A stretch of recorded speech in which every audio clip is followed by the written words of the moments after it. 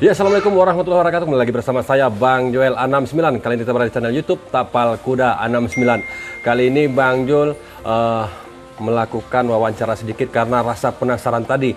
Karena ini salah satu sponsor Bang Joel, Grand Azizi, yaitu Bapak Alex Saputra, pengusaha properti Kota Padang Panjang yang selalu aktif di dunia masyarakat. Beliau memiliki banyak begitu hobi yang ditekuni dia.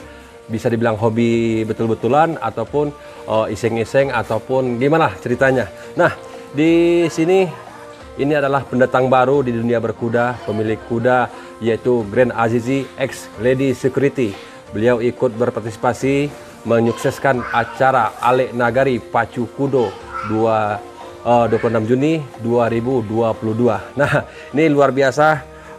Bang Jul kenalannya ini sama Pak Alex karena beliau memiliki profil kehidupan yang bisa dikatakan gimana gitu ya. Nanti kita gali-gali. Mudah-mudahan Pak Alex tidak berkeberatan Bang Jul menggali kehidupan beliau di masa kecil dulu. Oke, nah ini Bang Jul mau wawancara sedikit ataupun mau tanya sama Pak Alex. Assalamualaikum Pak Alex. Waalaikumsalam warahmatullahi wabarakatuh. Nah, ini kan Pak Alex pendatang baru di dunia berkuda. Ya, nah, pemilik kuda Grand Azizi X Lady Security. Pak Alex ikut berpartisipasi menyukseskan Ale Nagari yang diadakan di Kota Padang Panjang. Mudah-mudahan ini acaranya berjalan sukses karena ini betul-betul Ale Nagari ya, karena melibatkan 23 nagari. Betul. Ini Pak Alex, Bang Jul mau tanya nih, ini kan Grand Azizi yang X Security. Ya, X Lady Security. Ini harapan Pak Alex untuk Grand Azizi ini nanti gimana nih? Bismillahirrahmanirrahim. Assalamualaikum warahmatullahi wabarakatuh. Salam sehat, salam sukses selalu buat semua yang mendengar. Ya. Sebenarnya begini, Bang Jul, saya itu awalnya ketertarikan dengan Padang Panjang itu magnetnya luar biasa. Iya. Akhirnya sedikit ini cerita ya. Grand Azizi itu sebenarnya bukannya Alex Saputra, tapi itu Grand Azizi itu adalah Padang Panjang. Karena saya dedikasikan Grand Azizi ini, mudah-mudahan di masyarakat diterima, salah satu di propertinya gitu kan.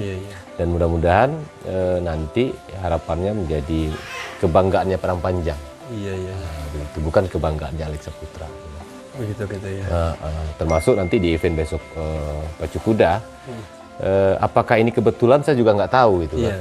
Cuma di sini terjadi hubungan yang baik, akhirnya Lady Security jadi Grand Azizi gitu. Nah, yang saya awalnya juga nggak ada ininya, nggak ada perencanaan secara serius gitu. Alhamdulillah tiba-tiba Lady Security-nya dengan pemiliknya ketemu dengan saya gitu. Jadi sekarang Lady Security berganti nama Grand Azizi. Iya, betul. Nah, ini bocoran dari intelijen Bang Jul yang ada di lapangan. Pak Alex nih setelah event Kota Padang Panjang punya rencana mau mencari kuda baru. Nah, itu apa betul itu Pak Alex? Insya Allah ya. Betul. Insya Allah. Betul. Nah, ini kan luar biasa nih dunia berkuda Sumatera Barat. Mudah-mudahan tumbuh lagi pemilik kuda, owner, supaya dunia berkuda ini kembali bangkit marwah dan auranya kembali. Ini luar biasa. Nah, ini mudah-mudahan nanti acara yang akan diadakan di Kota Padang Panjang berjalan sukses. Grand Azizi bisa memberikan prestasi yang terbaik. Amin. Oke, ini kita akhiri dulu masalah Grand Azizi. Nah, ini Pak Alex, ini kalau Pak Alex-nya tidak keberatan nih. Kalau tidak keberatan, sekali lagi kalau tidak keberatan. Siap. Ini Bang Jul mau gali-gali nih. Karena ini Bang Jul cerita di lapangan ataupun tokoh-tokoh masyarakat yang ada di Kota Padang Panjang. Nah, ini banyak yang memberikan bahan sama Bang Jul. Tapi Bang Jul belum bisa menelan begitu saja. Karena Bang Jul ingin menilai sesuatu itu dengan kenyataan, bukan katanya. Nah, kalau katanya ini kan bisa ditambah, bisa diperkurang. Ini Pak Alex ini maaf Pak Alex. Ya, siap. Pak Alex dulu waktu kecil pernah bergabung ataupun menjadi anggota PPBK. Ya, apa itu PPBK? Nah, ini dapat ini lagi nih. Dapat PPBK ini singkatan unik saya ini nih. Apa itu? PPBK ini adalah Persatuan Pedagang Bajojo Kaliliang. Waduh, luar biasa, luar biasa. Ini Bang Jul mau tanya-tanya Iya, nih, iya, ini iya. apakah betul Pak Alek dulu waktu masa kecil pernah berjualan ataupun punya usaha ataupun mencari duit Iya, iya, dengan iya. berjualan keliling? Bahasa Indonesianya pedagang asongan ya? Iya, Pedagang iya, asongan. iya, Ini makanan ciri khas kalau tidak salah apa namanya? Panukui. Ya, betul. Nah, betul, itu betul. apakah betul Pak Alek? Kalau bahasa Indonesia kerennya itu wingko babat. Nah, Apa lagi?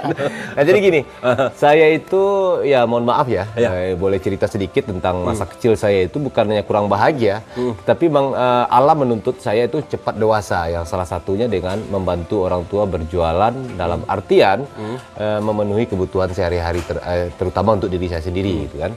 Nah, jadi waktu kecil itu awalnya malu. Awalnya malu ketika kelas 1 disuruh sama orang tua saya itu untuk jualan goreng. Iya. Saya panggilnya amak sama apa gitu. Iya, iya. Nah, jadi orang tua saya itu untuk jualan goreng saya awalnya malu-malu. Tapi karena itu kebutuhan bagi saya, ya udah ini kemaluannya harus kita kesampingkan dulu. Ya akhirnya kelas 1 mau semester kedua itu saya udah jualan goreng. Iya. Jualan goreng, Ini bangun kelas 1 subuh. SD? Iya, kelas 1 SD. Iya. Bangun pagi, sholat subuh, habis sholat subuh udah mulai kelihatan terang mataharinya. Saya masuk kampung, keluar kampung, jualan goreng atau bahasa kampung saya itu bajojo bakuliliang. Iya, iya. Masuk gang keluar gang, yang saya jual itu ada goreng, ada pinukui. Iya. Nah, untuk pagi. Iya. Nah, jadi saya jualan dulu dua item itu.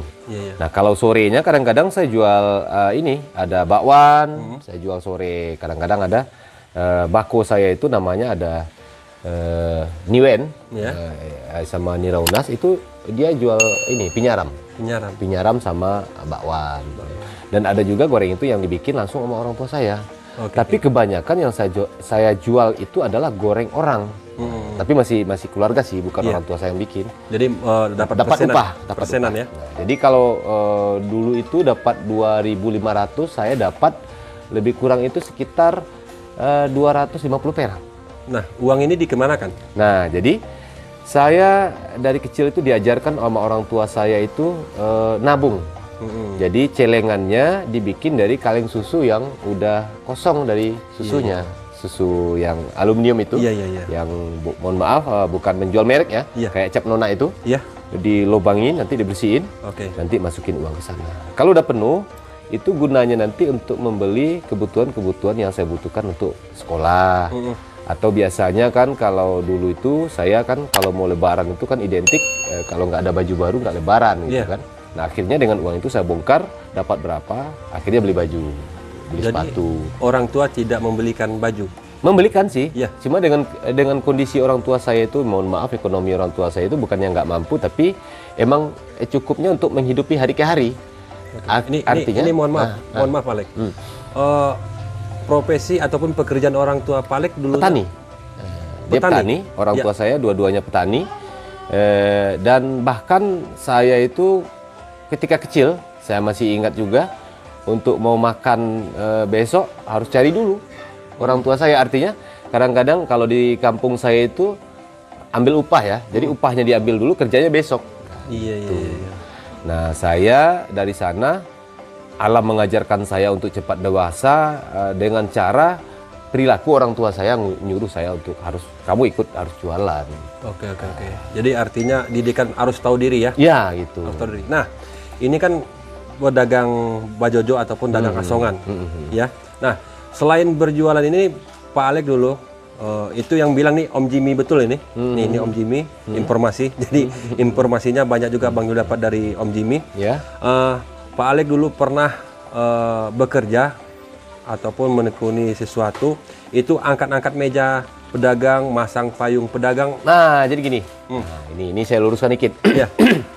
Jadi dari kelas 1 itu orang tua saya itu kalau bahasa Batu Sangkarnya itu tuh manyeo payung. Nah, jadi payung-payung pedagang itu yang dari Payung kertas yang dari bambu. dari kertas semen Ya. yang dari bambu. Iya. Itu disewakan. Nah, disewakan dan yang pemiliknya itu ponaan bapak saya. Nah, jadi bapak saya pekerjanya. Oke, oke, oke. Nah, pekerja dari hasil itu tuh dapat persenan ya gitu kan. Oke. Nah, jadi saya ikut membantu orang tua saya di sana untuk ngangkat-ngangkat payung malam-malam harinya. Iya, iya. Jadi payung itu diangkat, nanti kan kakinya ada kakinya, dikasih batu.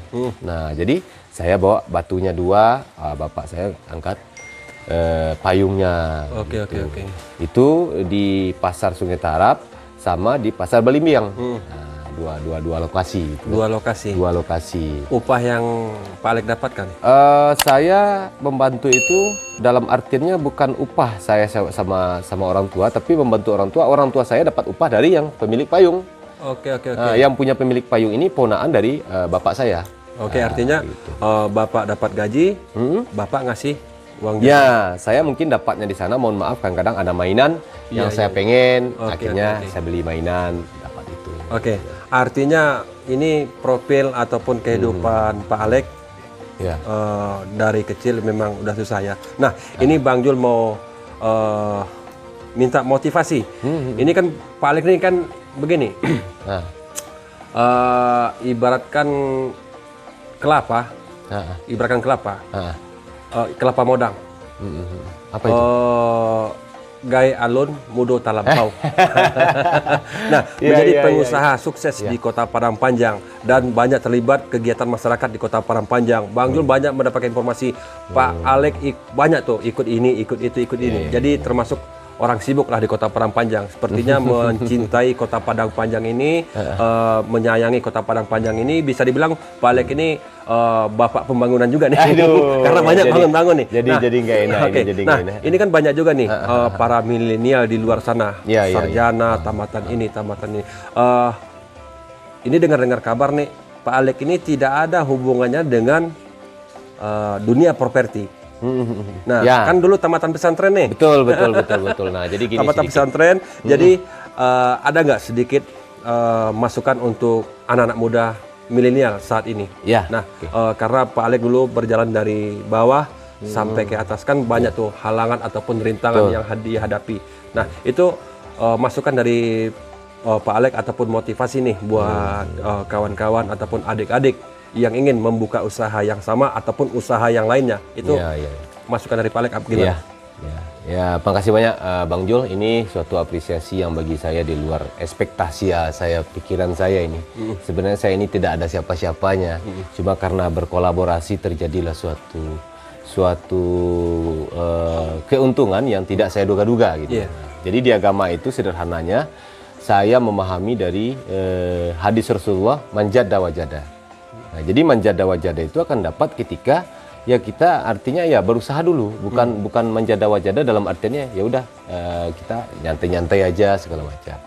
Nah, untuk saya di Padang Panjang ini Bang Jul, sebenarnya riwayat saya susah juga saya jelaskannya, tetapi ini sederhananya begini. Saya tamat pesantren di 2003. Iya. Nah, ketika itu alam lagi nih mengajarkan saya ini. Saya mau minta kuliah itu ke Mesir sama orang tua saya. Iya. Pertama ke Mesir, ternyata ya mohon maaf, sebenarnya ini terpotong sedikit ini ceritanya. Saya sekolah itu mohon maaf, biayanya karena terbatas orang tua saya mikirkannya, saya itu pulang itu per 15 hari. Nah, kenapa tidak per bulan? Karena orang tua saya itu nggak cukup ngasih uang saya untuk per bulan, uangnya nggak ada. Iya, Makanya per 15 hari pulang. Nah, saya sambil sekolah juga berkolaborasi dengan bapak kos untuk bikin suatu usaha seperti nanam cabai berdua. Nah, jadi kita kembali lagi yang sekarang. Bagi saya sederhana Bang Jul. Ketika kita mau buka usaha, tipnya sangat sederhana. Yang pertama sekali itu adalah karakter. Kita harus jaga karakter. Dimanapun dalam artian karakter yang pertama sekali itu komitmen. Dalam hidup itu punya komitmen, di samping komitmen kita harus berkolaborasi. Nah, jadi saya banyak dapat pelajaran dari ya sekeliling saya itu orang-orang pintar. Ya, bagi saya orang-orang pintar gitu kan. Ada nenek mama, ada tokoh-tokoh adat, ada para pemikir. Nah, bagi saya, saat saya kuliah ini nggak ada waktu, ini mungkin saatnya sekarang ini. Saya ambil ilmunya, saya jadikan satu kesatuan dan saya terapkan dalam kehidupan sehari-hari.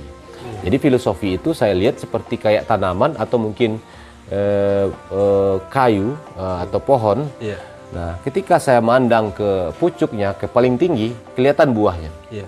Nah, ketika saya lihat ke bawah sedikit, kelihatan daunnya. Iya. Nah, turun lagi ke bawah ada dahan, kelihatan ke bawah lagi ada batang, kelihatan ke bawah lagi, ya pangkal, habis itu nggak kelihatan. Iya. Ternyata yang paling berperan di sana itu ada banyak sisi gitu kan.